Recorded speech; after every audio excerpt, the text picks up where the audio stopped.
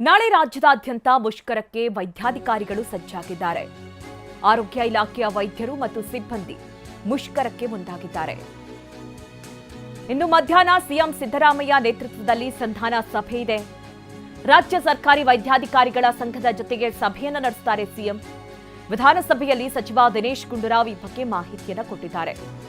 ನಾಳೆ ಅನಿರ್ದಿಷ್ಟಾವಧಿ ಮುಷ್ಕರಕ್ಕೆ ಕರೆ ಕೊಟ್ಟಿದ್ದಾರೆ ವೈದ್ಯಾಧಿಕಾರಿಗಳು, ಸಿಬ್ಬಂದಿಗಳು. ನಾಳೆಯಿಂದ ರಾಜ್ಯದಾದ್ಯಂತ ಒಪಿಡಿ ಬಂದ್ ಮಾಡಿ ಮುಷ್ಕರಕ್ಕೆ ಮುಂದಾಗಿದ್ದಾರೆ. ಈಗಾಗಲೇ ಹಲವು ಆಸ್ಪತ್ರೆಗಳಲ್ಲಿ ಈ ಬಗ್ಗೆ ಸೂಚನೆಯನ್ನು ಕೂಡ ನೀಡಲಾಗಿದೆ. ಅದರ ಬಗ್ಗೆ ನಾವು ಅವ್ರ ಜೊತೆ ಮಾತುಕತೆ ಮಾಡಿದ್ದೀವಿ, ಮಾಡಿಲ್ಲ ಅಂತ ಏನಲ್ಲ. 2 ಬಾರಿ ಅವ್ರ ಜೊತೆ ಕರೆದು ಮಾತಾಡಿದ್ದೇವೆ ಮತ್ತು ನಿನ್ನೆನೂ ಕೂಡ ನಾವೇನೇನು ಕ್ರಮಗಳು ತಗೊಂಡಿದ್ದೀವಿ ಅದರ ಬಗ್ಗೆನೂ ನಾವು ನಮ್ಮ ಕಮಿಷನ್ ಮುಖಾಂತರ ತಿಳಿಸಿದ್ದೇವೆ, ಏನೇನು ಆಕ್ಷನ್ ತಗೊಂಡಿದ್ದೀವಿ ಅಂತ. ಕೆಲವೆಲ್ಲ ಬಹಳ 50 ವರ್ಷದಿಂದ ಆಗದೆ ಇರುವಂಥ CNR, 12 ವರ್ಷದಿಂದ ಆಗದೆ ಇರತಕ್ಕಂಥ ಜ್ಯೇಷ್ಠತಾ ಪಟ್ಟಿಗಳು ಎಲ್ಲ ಕೂಡ ನಾವು ಇದರ ಬಗ್ಗೆ ಈ ಸಲ ಆಗಬೇಕು ಅಂತಲೇ ಮಾಡ್ತಾ ಇರ್ತೇವೆ. ಕೆಲವು ನಾವು ಹೋದ ಸಲ ಕೌನ್ಸಿಲಿಂಗ್ ಮಾಡಿದಾಗ ಕೆಲವು ಅದರಲ್ಲಿ ಆಗಿರುವಂಥ ನ್ಯೂನತೆಗಳು ಅದರ ಬಗ್ಗೆ ಹೇಳಿದ್ದಾರೆ. ನಾವು ಅದನ್ನು ಈ ವರ್ಷ ಕೌನ್ಸಿಲಲ್ಲಿ ಸರಿಪಡಿಸ್ತಕ್ಕಂಥದ್ದು ಕೂಡ ಕ್ರಮ ತಗೊಳ್ತಾ ಇದ್ದೀವಿ. ಮತ್ತು ಕೆಲವು ವಿಚಾರಗಳಿದೆ, ಎಲ್ಲವನ್ನೂ ಈಗ ಹೇಳೋಕೆ ಹೋಗೋದಿಲ್ಲ.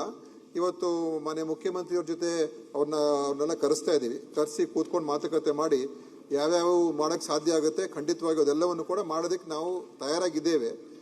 ಇಲಾಖೆ ಹಿತದೃಷ್ಟಿಯಿಂದ ಮತ್ತು ಅದಕ್ಕಿಂತ ಹೆಚ್ಚಾಗಿ ಸಾರ್ವಜನಿಕರ ಹಿತದೃಷ್ಟಿಯಿಂದ ನಾವು ನೋಡ್ಕೋಬೇಕಾಗ್ತದೆ. ಅದರಿಂದ ಅದನ್ನು ಇತ್ಯರ್ಥಗೊಳಿಸ್ತಕ್ಕಂಥ ಪ್ರಯತ್ನ ಮಾಡ್ತೀವಿ.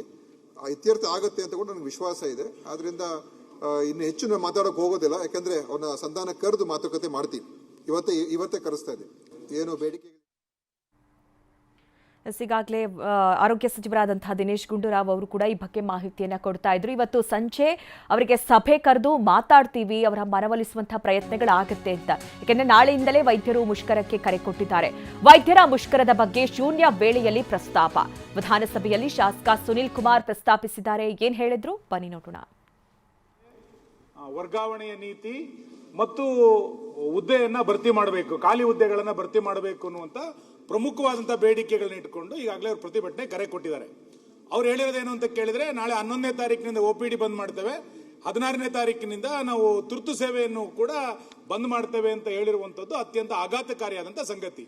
ಅವರ ಸಂಘದ ಅಧ್ಯಕ್ಷರೇ ಇವತ್ತು ಪತ್ರಿಕೆಯಲ್ಲಿ ಹೇಳಿಕೆ ಕೊಟ್ಟಿರುವಂತದ್ದು, ನಾವು 1 ತಿಂಗಳ ಹಿಂದೆ ಈ ಎಲ್ಲ ಸಂಗತಿಗಳನ್ನ ಸರ್ಕಾರಕ್ಕೆ ತಂದಿದ್ವಿ, ನಮ್ಮನ್ನು ಇಲ್ಲಿಯ ತನಕ ಯಾವುದೇ ಮಾತುಕತೆಗೆ ಕರೆದಿಲ್ಲ ಅನ್ನುವಂಥ ಸಂಗತಿಯನ್ನು ಅವ್ರು ಹೇಳ್ತಾ ಇದ್ದಾರೆ. ನಾನು ನಿಮ್ಮ ಮುಖಾಂತರ ಸರ್ಕಾರಕ್ಕೆ ವಿನಂತಿ ಮಾಡೋದು, ನೀವು ಪರ್ಯಾಯ ವ್ಯವಸ್ಥೆ ಮಾಡಲಿಕ್ಕೆ ಎಸ್ಮಾ ಜಾರಿ ಮಾಡ್ತೀವಿ ಇತ್ಯಾದಿಗಳ ಮೊಂಡುತನವನ್ನ ಅಥವಾ ಆ ಥರದ ಯಾವುದೇ ಕ್ರಮಗಳನ್ನು ಕೈಗೊಳ್ಳದೆ ಸಂಘರ್ಷದ ನೀತಿಗೆ ಹೋಗದಲ್ಲೇ ಸಂಧಾನದ ಮಾರ್ಗವನ್ನು ಕಂಡಿಡಿದು ತಕ್ಷಣ ಅವ್ರನ್ನ ಮಾತುಕತೆ ಕರೆದು ಬಗೆಹರಿಸ್ತೀವಿ, ಆಮೇಲೆ ಉಳಿದಿದೆಯೇನು ಅನ್ನೋದನ್ನು ಚರ್ಚೆ ಮಾಡೋಣ ಅಂತ ನನ್ನ ವಿನಂತಿ. ವಿಶೇಷವಾಗಿ ಔಷಧಿಯ ಪೂರೈಕೆ, ವರ್ಗಾವಣೆಯ ನೀತಿ ಮತ್ತು ಹುದ್ದೆಯನ್ನ ಭರ್ತಿ ಮಾಡಬೇಕು, ಖಾಲಿ ಹುದ್ದೆಗಳನ್ನ ಭರ್ತಿ ಮಾಡಬೇಕು ಅನ್ನುವಂತ ಪ್ರಮುಖವಾದಂತಹ ಬೇಡಿಕೆಗಳನ್ನ ಇಟ್ಕೊಂಡು ಈಗಾಗಲೇ ಅವರು ಪ್ರತಿಭಟನೆ ಕರೆ ಕೊಟ್ಟಿದ್ದಾರೆ. ಅವ್ರು ಹೇಳಿರೋದೇನು ಅಂತ ಕೇಳಿದ್ರೆ, ನಾಳೆ 11ನೇ ತಾರೀಕಿನಿಂದ OPD ಬಂದ್ ಮಾಡ್ತೇವೆ, 16ನೇ ತಾರೀಕಿನಿಂದ ನಾವು ತುರ್ತು ಸೇವೆಯನ್ನು ಕೂಡ ಬಂದ್ ಮಾಡ್ತೇವೆ ಅಂತ ಹೇಳಿ ಸುನಿಲ್ ಕುಮಾರ್ ಅವರು ಕೂಡ ಮಾತನಾಡ್ತಾ ಇದ್ರು. ವೈದ್ಯರ ಬೇಡಿಕೆಗಳೇನು ಆದಷ್ಟು ಬೇಗ ಸಂಧಾನ ಮಾಡಿ ಮಾತುಕತೆಯನ್ನ ನಡೆಸಿ ಅವರ ಏನ್ ಬೇಕು ಬೇಡಿಕೆಗಳನ್ನ ಇಡ್ತಾ ಇದ್ದಾರೆ ಅದನ್ನ ಪೂರೈಸುವಂತಹ ಕೆಲಸ ಸರ್ಕಾರದ ವತಿಯಿಂದ ಆಗಬೇಕು. ಯಾಕಂದ್ರೆ ನಾಳೆಯಿಂದ ಅವರು OPD ಬಂದ್ ಮಾಡ್ತೀವಿ ಅಂತ ಹೇಳ್ತಾ ಇದ್ದಾರೆ. ಅದಕ್ಕೂ ಕೂಡ ಸರ್ಕಾರ ಬಗ್ದೇ ಇದ್ರೆ ಮುಂದಿನ ದಿನಗಳಲ್ಲಿ ವೈದ್ಯರು ಬರೋದೇ ಇಲ್ಲ ಹಾಸ್ಪಿಟಲ್ಗೆ ಅನ್ನುವಂತಹ ಮಾತನ್ನ ಹೇಳ್ತಾ ಇದ್ದಾರೆ. ಹೀಗಾಗಿ ಆದಷ್ಟು ಬೇಗ ಅವರ ಸಂಧಾನ ಸಭೆ ಆಗಬೇಕು ಅನ್ನುವಂಥ ಮಾತನ್ನ, ಯಾಕೆಂದ್ರೆ ಸರ್ಕಾರದ ವತಿಯಿಂದ ಈಗಾಗಲೇ ಹಲವು ಬಾರಿ ಸಭೆ ನಡೆದಿದೆ, ಆದರೆ ಸಭೆ ಎಲ್ಲವೂ ಕೂಡ ವಿಫಲವಾಗಿದೆ. ವೈದ್ಯರು ಕೇಳ್ತಾ ಇರುವಂತಹ ಬೇಡಿಕೆಗಳಿಗೆ ಕುರಿತಂತೆ ಸರ್ಕಾರದ ವತಿಯಿಂದ ಅಧಿಕೃತವಾಗಿ ಒಂದು ಲೆಟರ್ ಮುಖಾಂತರವಾಗಿ, ಪತ್ರದ ಮುಖಾಂತರವಾಗಿ ಸ್ಪಷ್ಟನೆ ಬೇಕು ಅಂತ ಹೇಳಿ ವೈದ್ಯರು ಕೇಳ್ತಾ ಇದ್ದಾರೆ.